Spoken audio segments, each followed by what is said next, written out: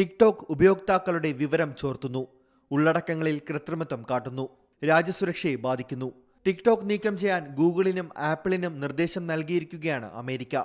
ജനുവരി 19-നകം video sharing ആപ്ലിക്കേഷനായ TikTok തങ്ങളുടെ app സ്റ്റോറുകളിൽ നിന്നും നീക്കം ചെയ്യണമെന്നതാവശ്യപ്പെട്ടാണ് ഗൂഗിളിനും ആപ്പിളിനും US കോൺഗ്രസ് അംഗങ്ങൾ കത്തയച്ചത്.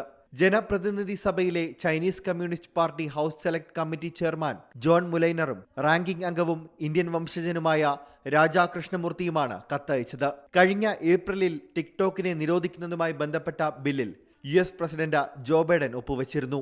ടിക്ടോക്കിന്റെ മാതൃ കമ്പനി ചൈനീസ് കമ്പനിയായ ബൈറ്റ് ഡാൻസ് ആണ്. ഇതുമായുള്ള ബന്ധം ടിക്ടോക്ക് വിച്ഛേദിച്ചില്ലെങ്കിൽ ജനുവരിയിൽ സമ്പൂർണ്ണ നിരോധനം ഏർപ്പെടുത്തുമെന്നതാണ് വ്യവസ്ഥ. ഉപയോക്താക്കളുടെ വിവരം ചോർത്തുന്നു. ടിക്ടോക്കിലെ ഉള്ളടക്കങ്ങളിൽ കൃത്രിമത്വം നടത്തുന്നു. ദേശസുരക്ഷയെ തന്നെ ബാധിക്കുന്ന ഇത്തരം കാര്യങ്ങൾ ചൂണ്ടിക്കാട്ടിയതായിരുന്നു അമേരിക്കൻ നീക്കം. അതേസമയം അടുത്ത മാസം ആപ്പ് നിരോധിക്കാനുള്ള നീക്കം വൈകിപ്പിക്കണമെന്നാവശ്യപ്പെട്ട് ടിക്ടോക്ക് നൽകിയ അപ്പീൽ വെള്ളിയാഴ്ച US കോടതി തള്ളിയിരുന്നു. International desk C Malayalam news. പുതിയ വാർത്തകളും വിശേഷങ്ങളും ഇനി വിരൽ തുമ്പിൽ. എല്ലാ ഡിജിറ്റൽ പ്ലാറ്റ്ഫോമുകളിലും ഇപ്പോൾ സി മലയാളം ന്യൂസ് ലഭ്യം.